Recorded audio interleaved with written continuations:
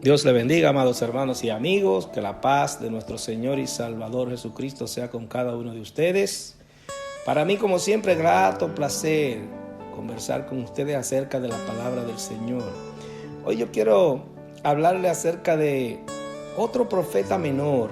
Hemos estado hablando de algunos profetas menores en las últimas semanas y les aclarábamos que son menores no porque eran menores de edad ni porque eran más pequeños que los otros, sino porque los escritos de ellos, las profecías que ellos daban eran profecías bastante breves y bastante específicas. Yo quiero hablar del profeta Amós. Amós dio una profecía terrible para Israel, la cual se cumplió como todas las cosas que Dios decía a través de su profeta. Siempre digo que la Biblia es la palabra de Dios porque lo que está escrito en ella se ha venido cumpliendo al pie de la letra. Muchos libros se han escrito, muchas enciclopedias, pero ningún libro ha tenido la capacidad de que lo que dice se cumple. Por eso es la palabra de Dios. No hay otra justificación, mis amados. Entonces, hoy yo quiero hablar de los juicios del Señor, pero al mismo tiempo de la salvación que Dios le prometía a Israel. Dios, por la desobediencia de Israel, por su pecado, generalmente tenía que estar cada cierto tiempo enviándole juicio para tratar de restaurarlo siempre. Siempre Dios fue fiel con Israel, a pesar de que Israel siempre fue infiel, siempre ha sido infiel, siempre se ha ido con otros pueblo, siempre se ha ido con otros dioses. Recuerden cuando hablamos del profeta Oseas, que Dios lo puso como ejemplo. Le dijo: búscate una mujer que sea prostituta para que tú veas lo que significa tú darle de todo a alguien y ese alguien estar traicionándote constantemente. Esa es una forma que Dios le puso para que él viera cómo Israel era un pueblo que era malagradecido, que era traicionero, que era infiel, y como él, a pesar de todo ello, como él lo trataba como una esposa y la trataba bien, siempre él le buscaba la forma de restaurarlo, de volver a convencerlo. Y los juicios que Dios hacía contra Israel generalmente eran como una forma de llamar su atención y era para restaurarlo. A veces nosotros nos descarriamos como ovejas, a veces nosotros dejamos al Señor y nos vienen problemas, nos viene el juicio y nosotros empezamos a difamar de Dios y a quejarnos, pero resulta que esos son los juicios que nos llevan de nuevo al Señor. Esa disciplina entonces nos hace recapacitar de que necesitamos a Dios en nuestras vidas. Como siempre, luego de esta introducción vamos a estar leyendo algunos versículos que están en el libro del profeta Amós, del capítulo 7, del capítulo 8 y del capítulo 9. Vamos a estar leyendo algunos versículos. Dice así la palabra de Dios en el nombre del Padre, del Hijo y del Espíritu Santo. Me enseñó así: he aquí el Señor estaba sobre un muro hecho a plomo y en su mano una plomada de albañil. Jehová entonces me dijo: ¿qué ves, Amós? Y dije: una plomada de albañil. Y el Señor dijo: he aquí, yo pongo plomada de albañil en medio de mi pueblo Israel. No lo toleraré más. Los lugares altos de Isaac serán destruidos, y los santuarios de Israel serán asolados, y me levantaré con espada sobre la casa de Jeroboam. Por tanto, así ha dicho Jehová: tu mujer será ramera en medio de la ciudad, y tus hijos y tus hijas caerán a espada, y tu tierra será repartida por suertes, y tú morirás en tierra inmunda, e Israel será llevado cautivo lejos de su tierra. Oíd esto, los que explotáis a los menesterosos y arruináis a los pobres de la tierra, diciendo: ¿cuándo pasará el mes y venderemos el trigo y la semana y abriremos los graneros del pan y achicaremos la medida y subiremos el precio y falsearemos con engaño la balanza para comprar los pobres por dinero y los necesitados por un par de zapatos, y venderemos los desechos del trigo? He aquí vienen días, dice Jehová el Señor, en los cuales enviaré hambre a la tierra, no hambre de pan ni sed de agua, sino de oír la palabra de Jehová. E irán errantes de mar a mar, desde el norte hasta el oriente, y discurrirán buscando palabra de Jehová y no la hallarán. En aquel tiempo las doncellas hermosas y los jóvenes desmayarán de sed. He aquí los ojos de Jehová, el Señor, están contra el reino pecador, y yo lo asolaré de la faz de la tierra, mas no destruiré del todo la casa de Jacob, dice Jehová. En aquel día yo levantaré el tabernáculo caído de David, y cerraré sus portillos, y levantaré sus ruinas, y lo edificaré como en el tiempo pasado. Y traeré del cautiverio a mi pueblo Israel, y edificarán ellos las ciudades asoladas, y la habilitarán. Plantarán viñas, y beberán el vino de ellas, y harán huertos, y comerán el fruto de ellos. Pues los plantaré sobre su tierra, y nunca más serán arrancados de su tierra que yo les di, ha dicho Jehová, Dios tuyo. Bendita sea la palabra del Señor. Esta es una profecía tremenda que el Señor, a través del profeta Amós, le da a Israel.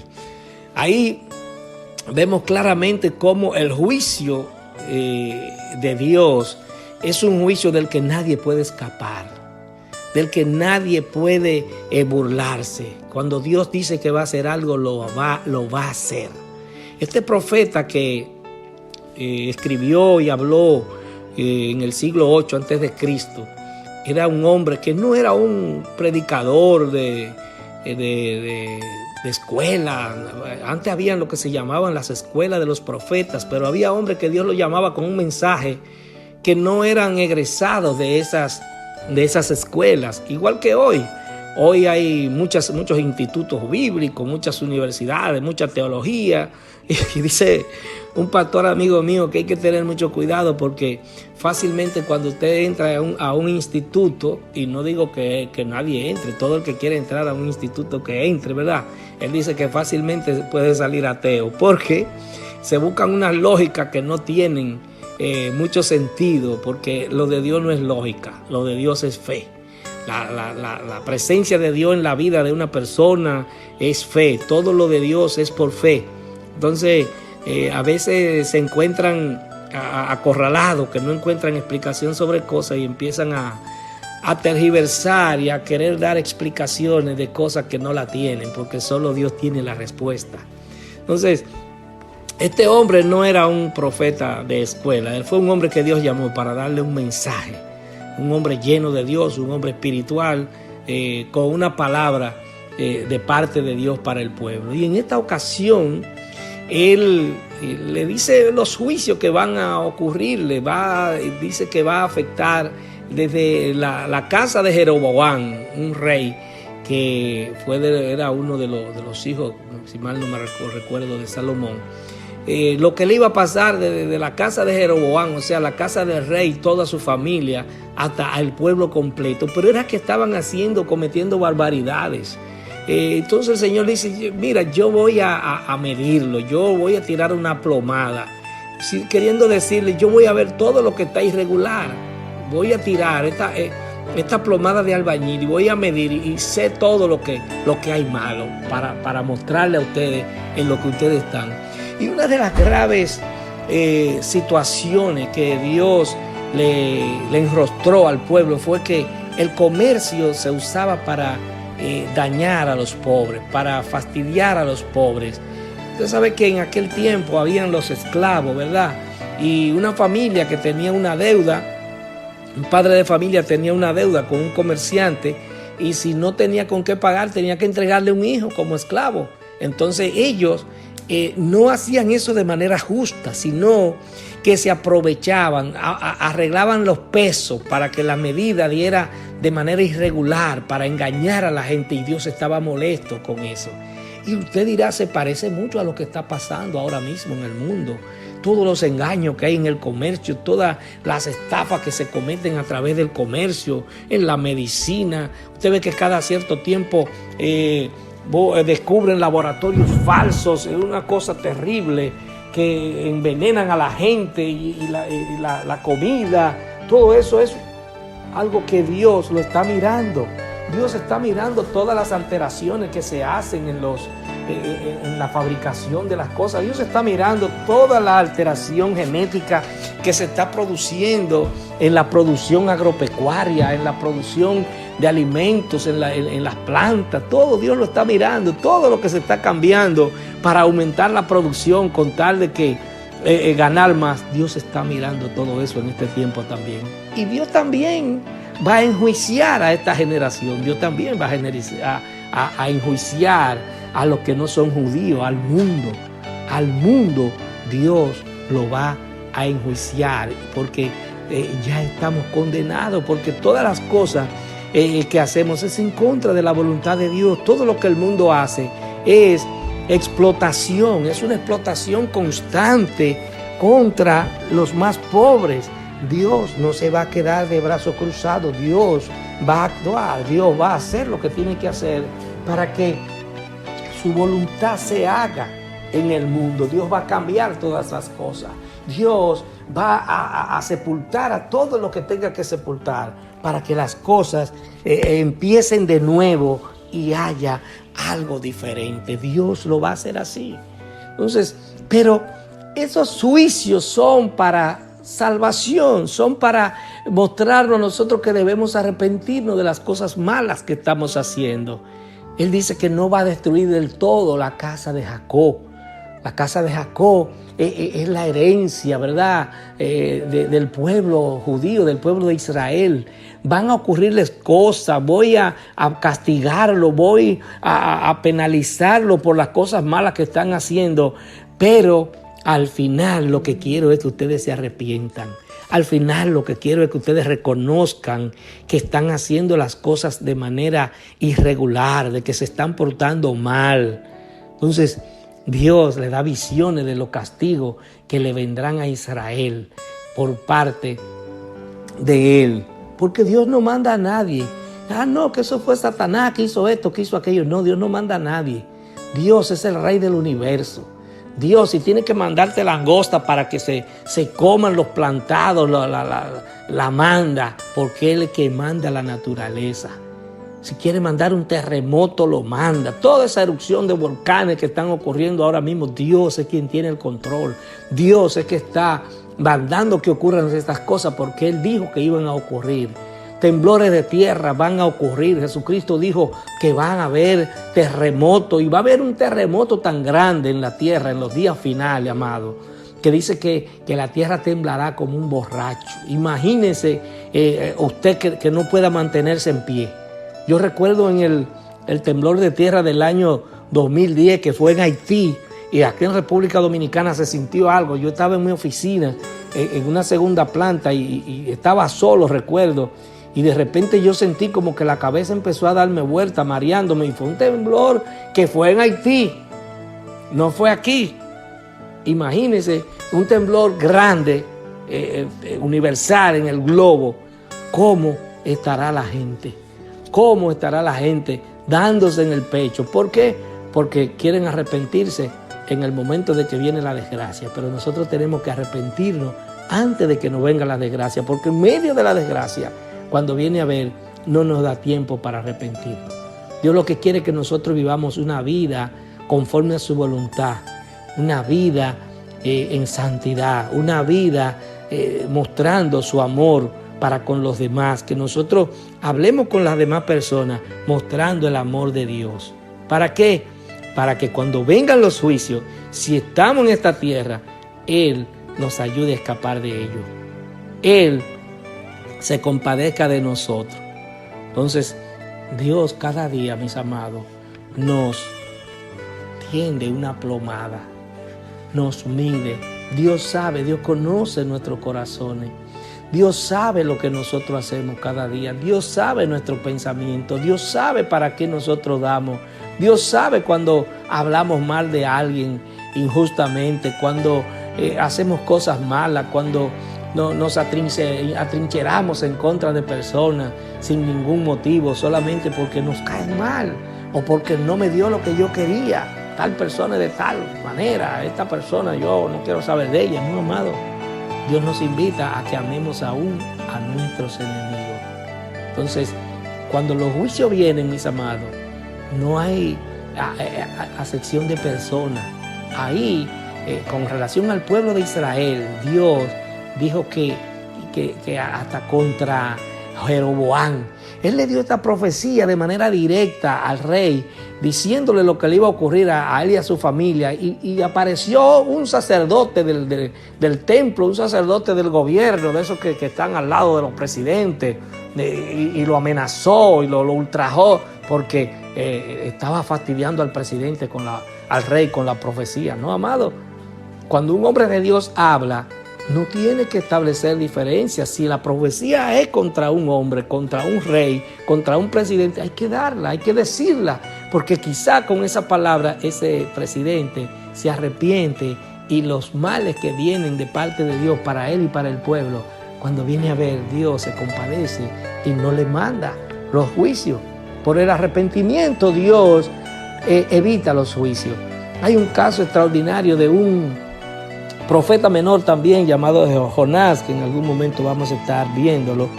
Y este hombre Dios lo manda a predicarle a una ciudad terrible, una ciudad enemiga del pueblo de Israel llamada Nínive.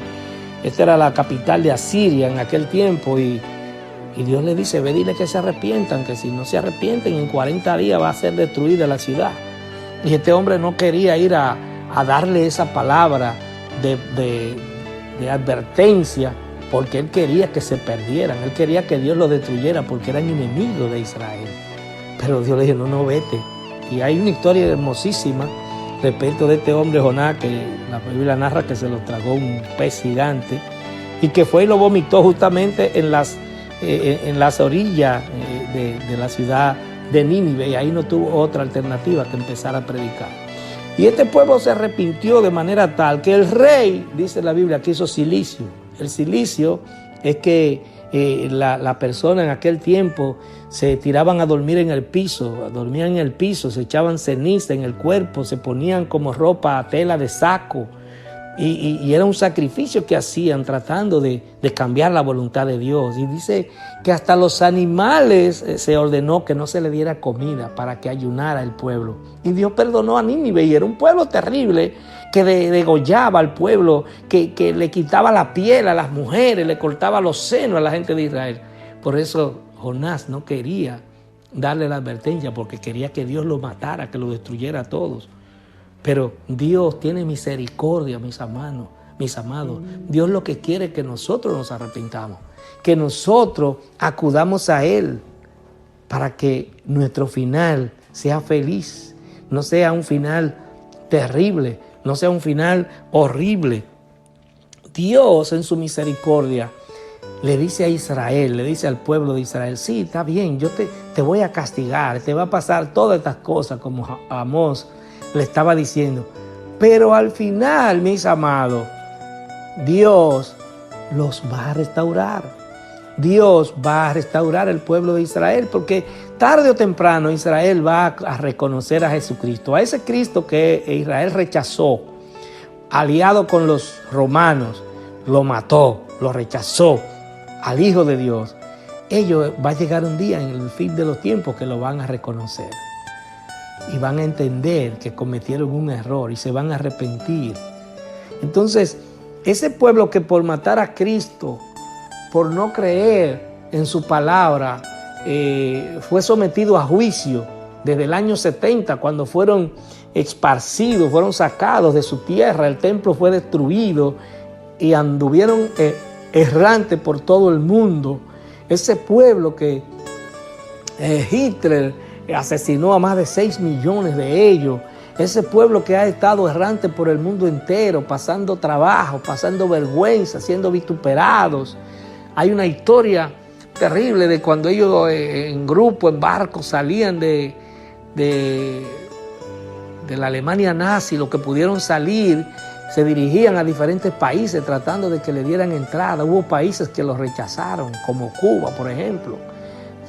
República Dominicana, bajo el gobierno de Rafael Leónidas Trujillo, le dio albergue y le cedió una parte de la ciudad de Puerto Plata, de la provincia de Puerto Plata, y ahí le permitió que ellos vivieran ahí y hicieron una colonia judía ahí. Aquí en la misma ciudad de Santo Domingo hay muchos judíos desde esa época que han venido. Ellos guardan su tradición. Pero a partir del 1900 empezaron de nuevo a regresar a su tierra. Dios cumpliendo su promesa de que volvería a darle su tierra. Y en el año 1948, las Naciones Unidas les reconocieron como nación a ese grupo de judíos que ya estaba en ese lugar. Los reconocieron como nación y a partir de ahí Israel se ha erigido en esa área de la tierra como una potencia tecnológica, agrícola, que en medio del desierto ha enseñado a la gente a producir. Pero lo que pasa es que la Biblia dice que Israel iba a ser el ejemplo de la producción al final de los tiempos. Israel da asesoría a muchísimos pueblos para enseñarlo a producir en medio de climas erráticos, de climas difíciles. Dios le ha dado a ellos la sabiduría para que enseñen a producir en medio de circunstancias incómodas en términos climáticos, y ellos son el jardín del Medio Oriente, en una zona desértica totalmente. Ellos se jactan, ¿verdad? Tienen la fama de ser lo que producen los vegetales más preciosos, más sabrosos, las flores más hermosas, lo producen los judíos. ¿Por qué? Porque Dios les prometió que los iba a bendecir. Les prometió que ellos iban a volver a su tierra. Yo le estuve leyendo que en sociología se establece que un pueblo que dura más de 500 años sin restablecerse, es imposible que vuelva a reunirse y a constituirse como pueblo. La mayoría de esos pueblos que existieron en esa zona que rodearon a Israel, ninguno existen como pueblo.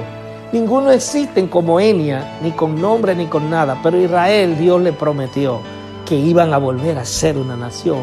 Y casi 2000 años después, ellos son una nación. Y una nación poderosa. Una nación que le ha ganado guerra a todo lo que les rodean ahí en más de una ocasión. Porque Dios no falla, mis amados. Si Dios te dice una cosa, cree que así va a ocurrir. Porque Dios no es mentiroso, no es hijo de hombre para mentir.